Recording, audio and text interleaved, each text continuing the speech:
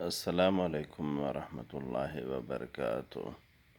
एक मुहिब अपने महबूब की बारगाह में अर्ज़ करते हैं,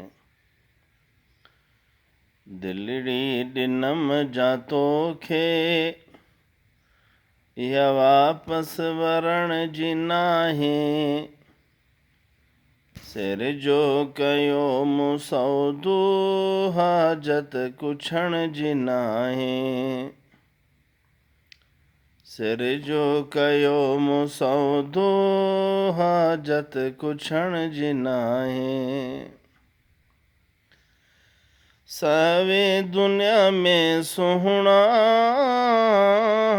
बेहद हुस्न वारा, सावे दुनिया में सुहणा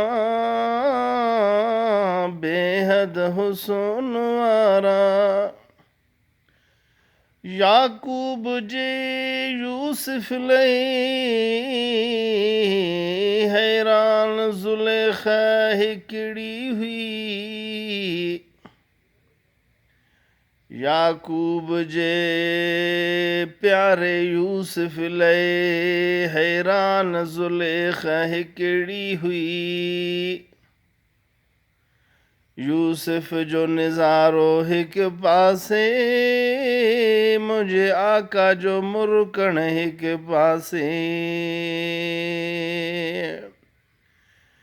यूसुफ जो निज़ारो हिक पासे, मुझे आका जो मुरकण हिक पासे।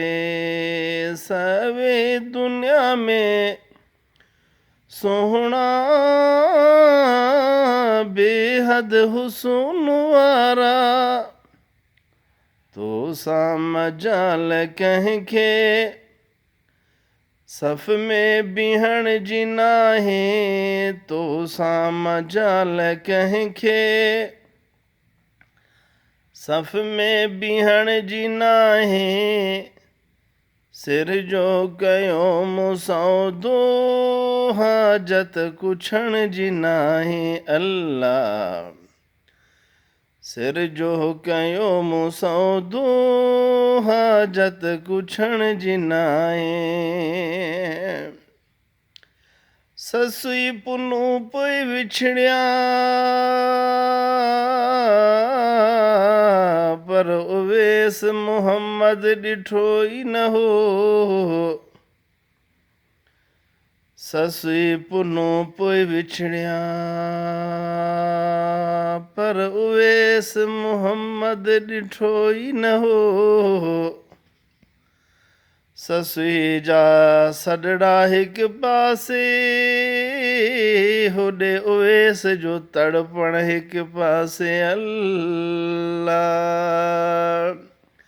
ससुई जा सॾड़ा हिक पासे, होॾे उवेस जो तड़पण हिक पासे। सवे दुनिया में सुहणा बेहद हुस्न वारा, तो मजाल कंहिंखे सफ़ में बीहण जी नाहे। सिर जो कयो मुसौदो हाजत कुछण जी नाहे। दिलड़ी डिनम जातो खे या वापस वरण जी नाहे। सिर जो कयो मुसौदो हाजत कुछण जी नाहे। अल्लाह अल्लाह खुश रखे, अल्लाह बात करे। फ़कीर को नेक दुआ में याद रखें। वस्सलाम, खुदा हाफ़िज़।